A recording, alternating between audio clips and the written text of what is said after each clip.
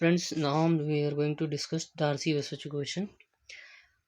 पहली बात तो इस इक्वेशन में हम निकालते गए, मैं आप लोगों को पहले ये बता दूं, हम लोग निकालते हैं head loss in pipe flow. Pipe flow में कितना हेड लॉस हो रहा है वो हम लोग निकालते हैं, एनर्जी लॉस निकालते हैं, which is a major loss, जो कि एक बहुत बड़ा लॉस होता है। और ये होता है किसके कारण? फ्रिक्शन के कारण। फ्रिक्शन के कारण होने वाला एक मेजर लॉस है, जिसको हम लोग कैलकुलेट करते हैं डार्सी-वेसच इक्वेशन के थ्रू। तो देखते हैं कैसे निकालते हैं, ठीक है।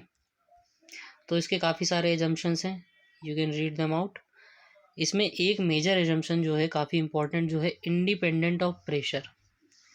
क्या independent of pressure? Frictional resistance जो है वो इंडिपेंडेंट ऑफ प्रेशर है। ये आप लोग को ध्यान रखना पड़ेगा, क्योंकि हमें ऐसा लगता है कि जनरली डिपेंड होगा प्रेशर पे, but it is basically independent of pressure, ठीक है। चलिए अब इसका डेरिवेशन देखते हैं। Now suppose we have a pipe, हमारे पास कोई पाइप है, इसमें P1 प्रेशर यहाँ से लग रहा है एंड P2 यहाँ से लग रहा है। V1 वेलोसिटी से यहाँ से फ्लूइड मूव कर रहा है और यहाँ से फ्लूइड V2 वेलोसिटी से बाहर निकल रहा है। इसकी डेटम के रिस्पेक्ट में हाइट Z1 है और इसकी Z2 है, ठीक है। तो हमें एक इक्वेशन पता है विच इज़ बर्नौलीज इक्वेशन, ठीक है।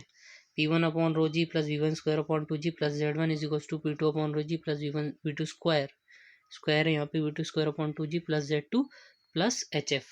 यहाँ से यहाँ तक फ्लूइड के फ्लो होने में कितना हेड लॉस हुआ, दैट इज HF। सो हमने इक्वेशन लिख दी। अब हमें ये पता है कि भी इसका क्रॉस सेक्शन जो है सेम है, एरिया सेम है, तो V1 is equals to V2 हो जाएगा। तो ये और ये कैंसिल हो गए। डेटम से दोनों पॉइंट की हाइट है ना, सेक्शन 1 1 और सेक्शन 2 2 की हाइट सेम है, तो ये दोनों Z1 and Z2 will cancel out.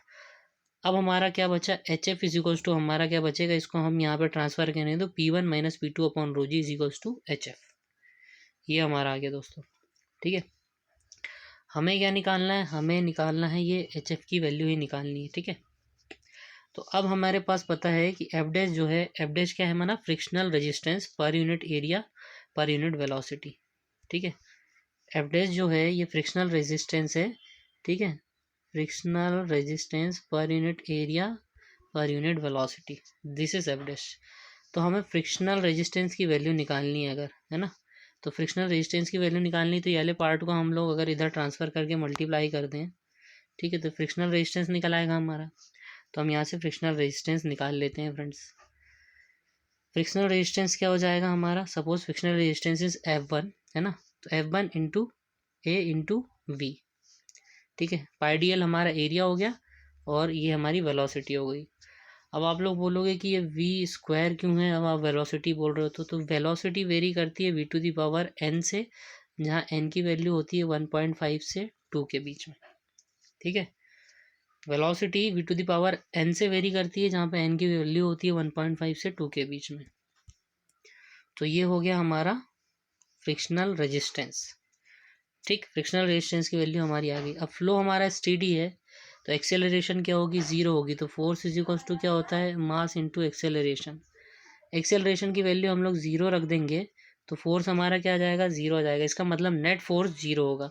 मतलब फ्लो की डायरेक्शन में जो टोटल फोर्स हम निकालेंगे, टोटल फोर्स हम लोग जो निकालेंगे वो टोटल कितना होना चाहिए? ज़ीरो को इक्वल होना चाहिए। तो अब हमें पता है कि हमारा कोई पाइप है, ठीक है ना। तो यहाँ से यहाँ कितना फोर्स लगेगा? P1 A1, यहाँ से लगेगा P2 A2, है ना, P1 A1 यहाँ से P2 A2, और इस डायरेक्शन में फ्रिक्शन फोर्स लग रहा है F। तो P1 A1 P2 A2, ठीक है। तो ये टोटल, इनको हम लोग इनका एल्जेब्रिक सम करेंगे तो कुछ ऐसी इक्वेशन आएगी हमारे पास, ठीक है। P1 A1 minus P2 A2 minus F1, और नेट फोर्स हमारा क्या है? ज़ीरो है, क्योंकि फ्लो स्टेडी है, ठीक है। तो ये नेट फोर्स हमारा हो गया ज़ीरो। अब इस इक्वेशन को सॉल्व करेंगे तो F1 by A is equals to P1 minus P2 आ गया हमारा, ठीक है। अब F1 की वैल्यू हमारे पास क्या है? यहाँ पे ऑलरेडी ये है, ठीक है। तो F1 की जगह हम ये रख देंगे, ठीक है, और एरिया की जगह हम π/4d² रख देंगे, ठीक। तो हमने यहाँ पे F1 की जगह वैल्यू पुट कर दी और A की जगह π/4d² कर दिया, तो P1 माइनस P2 हमारी कुछ वैल्यू आ गई, ठीक है। अब P1 माइनस P2 अपॉन रोजी हम लोग कर देंगे, तो इधर भी हमें रोजी से डिवाइड करना पड़ेगा, और P1 माइनस P2 अपॉन रोजी हमारा क्या है? HF है, अभी हमने देखा, है ना। लेट्स सी, अभी हमने देखा P1 minus P2 upon rho जी हमारा ये देखो HF है, ठीक है।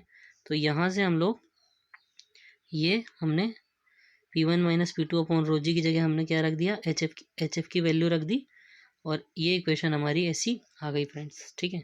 अब यहाँ पे हमें ध्यान देने वाली बात ये है कि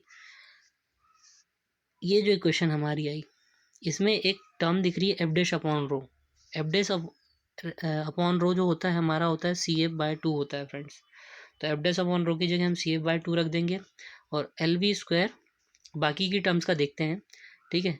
तो एफ डैश अपॉन रो हम क्या रख देंगे, CF/2, तो कुछ इस तरीके का आ जाएगा हमारा।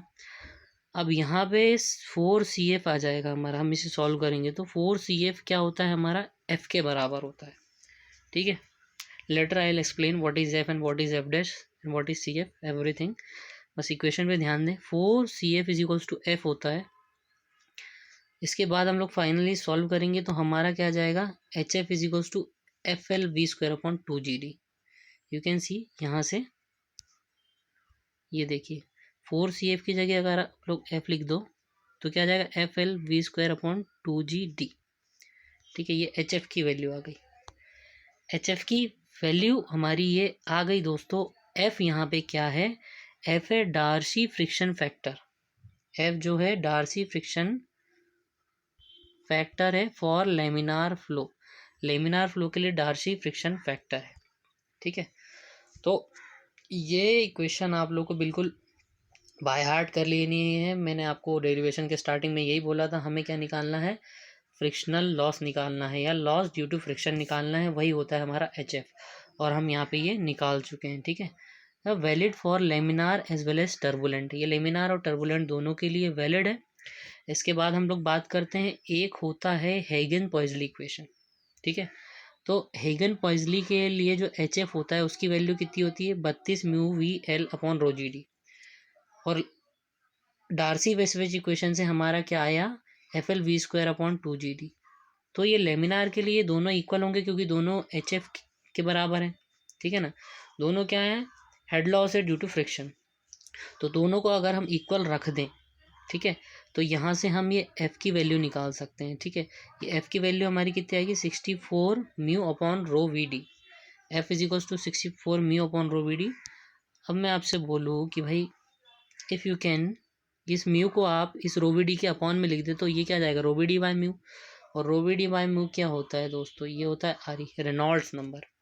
तो F इज इक्वल्स टू क्या हो गया, 64 अपॉन RE। ये आपको बहुत ध्यान में रखना है ना। इसे हमने बॉक्स के अंदर लिख दिया है। And Darcy friction factor for laminar flow, what is F? F is the Darcy friction factor for laminar flow. So this is all about Darcy वेस्वेज इक्वेशन, है ना। You can by heart this formula, anyone can by heart this formula. So this is very very very important. In next lecture we are going to see some more things. उससे पहले यहाँ पे आप देख लीजिए, है ना, यहाँ पे F की वैल्यू कुछ छोटी छोटी इंपॉर्टेंट चीज़ें हैं। F is equals to 64 upon RE हमारा अभी आया। 4CF is equals to F आपको याद रखना है। तो CF इज इक्वल्स टू क्या हो जाएगा, F/4। F is equals to 64 upon RE होता है। F की जगह आप 64 अपॉन RE रखोगे तो क्या आ जाएगा, 16 upon RE। CF is equals to क्या होता है, 16 अपॉन RE। बस कुछ चीज़ें ये याद रखने वाली चीज़ें हैं ना, इसमें समझाना है तो मैंने कुछ है ही नहीं वैसे, मतलब इन चीज़ों में। तो आप बोलोगे कि समझ में आ रहा है नहीं आ रहा है, तो बस ये सिर्फ याद रखने वाली चीज़ है ना, नथिंग बट मैथमेटिक्स। तो फाइनली हमारा रिजल्ट क्या निकल के आया, HF is equals to FL/V² upon 2GD, ठीक है।